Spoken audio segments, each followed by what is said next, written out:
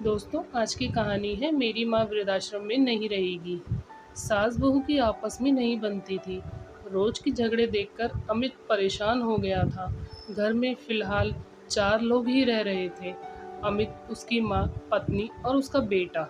सास बहू की कई बातों में अनबन होती रहती थी। अमित की पत्नी सुहाना हमेशा गुस्से में रहती थी। जब भी बहस होती तो एक ही बात को वो दोहराती रहती कि पता नहीं इस सास को और कितने दिन झेलना होगा।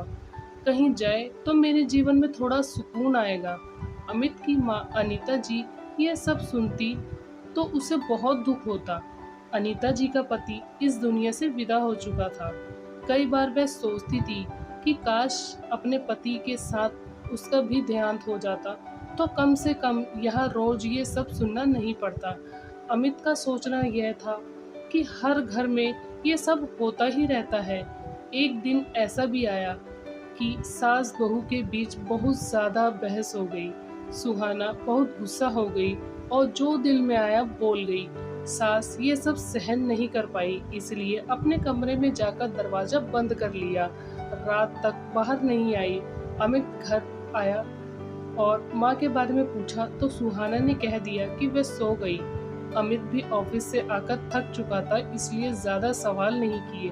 रात में माँ को लेकर अमित और सुहाना में बहस होने लगी। सुहाना बोली, मम्मी जी को आश्रम छोड़ाओ। इधर अब इनका क्या काम, पूरा दिन अकेले रहती है, कोई काम ठीक से नहीं कर पाती, बोझ जैसी बन चुकी है। अमित से ये सब बर्दाश्त नहीं हुआ तो चिल्लाने लग गया। सुहाना ने भी चिल्लाते हुए कह दिया कि अगर मम्मी जी एक दिन से ज्यादा इस घर में रुकी तो मैं हमेशा के लिए यहाँ से चली जाऊंगी और कभी वापस लौटकर नहीं आऊंगी। अमित घबरा गया कि माँ को इस उम्र में कहाँ और किसके भरोसे छोड़ दूं, और इधर पत्नी की जिद। ये सब बातें अनीता जी ने सुन ली थी, इसलिए उन्होंने अपने कपड़े और जरूरत की दवाई पैक कर ली। पूरी रात अमित सो नहीं पाया। अगले दिन संडे था। अमित देर से उठा, लेकिन उठते ही उसने देखा कि हॉल में सामान पैक किया हुआ है और माँ तैयार बैठी है। अमित ने पूछा, कहीं जा रही हो माँ? माँ बोली, बेटा मैं जा नहीं रही हूँ, मुझे भेजा जा रहा है। अमित को सब समझ में आ गया। अमित बोला, माँ रात गई बात गई, छोड़ो ना कल की बात। सुहाना चिल्लाई, आज अगर ये नहीं गई तो मैं चली जाऊंगी। माँ ने बेटे को प्यार से समझाया कि बेटा मेरी वजह से तू अपना गृहस्थी मत बिगाड़, मुझे बस आश्रम छोड़ दे। आंखों में आंसुओं के साथ बोली, बस हफ्ते में एक बार मुझसे आकर मिल लेना, मुझे बहुत सुकून मिलेगा। दूर बैठी सुहाना ये सब देख रही थी और धीरे से बोली, शुरू हो गया नाटक, पता नहीं जाते जाते भी और कितने नाटक करेंगी। अमित ने सोचा कि अब और कोई रास्ता नहीं, इसलिए माँ को लेकर गाड़ी से आश्रम के लिए निकला। पूरे रास्ते में अमित प्यार से बात करने की बजाय माँ पर चिल्लाता रहा कि माँ, सुहाना दिन भर सबका काम करती है तो थक जाती है, थोड़ा सा सुन लिया होता तो आज तुम्हें आश्रम जाने की नौबत न आती। माँ इतना गुस्सा क्या करना, आपकी वजह से रोज वह परेशान हो जाती है और देखो आज नतीजा क्या हुआ। पूरे रास्ते में माँ ने एक शब्द नहीं कहा, सिर्फ आंखों में आंसू निकलते रहे।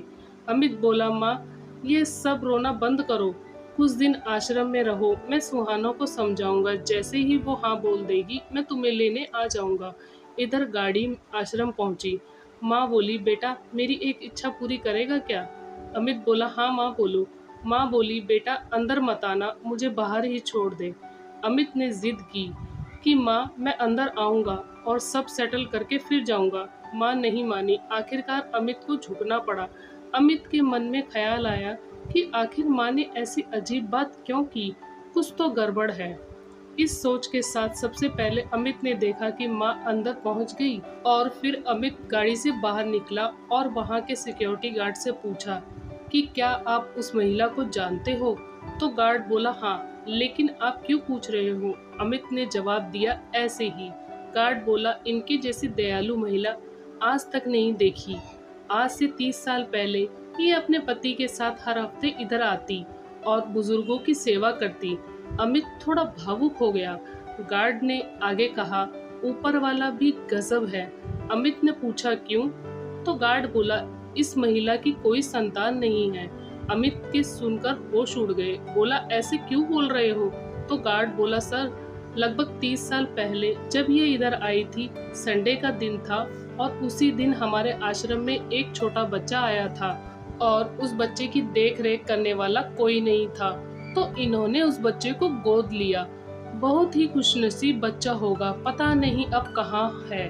अमित जमीन पर गिर पड़ा। गार्ड ने संभालते हुए पूछा, क्या हुआ सर? अमित बोला, मैं ही वो नालायक बच्चा हूँ जिनको इन्होंने गोद लिया था। मैंने ये कितना बड़ा पाप कर दिया। इस पश्चाताप के साथ अमित अंदर गया और बिना कुछ बोले और बिना कुछ सुने हाथ पकड़कर माँ को गाड़ी में बिठाया। माँ वो कुछ बोलती उससे पहले ही अमित ने कहा, माँ, मैं एक शब्द नहीं सुनूंगा अब।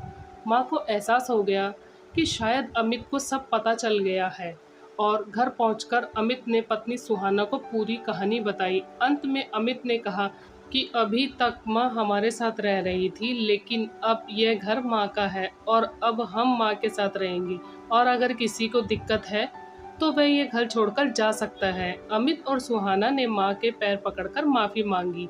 सीख, दोस्तों, सब कुछ होगा तुम्हारे पास पर सुकून नहीं होगा, क्योंकि सुकून माँ के आंचल में होता है। उस आंचल को कभी बिखरने मत देना। दोस्तों, आपको ये कहानी कैसे लगी हमें कमेंट करके ज़रूर बताएं।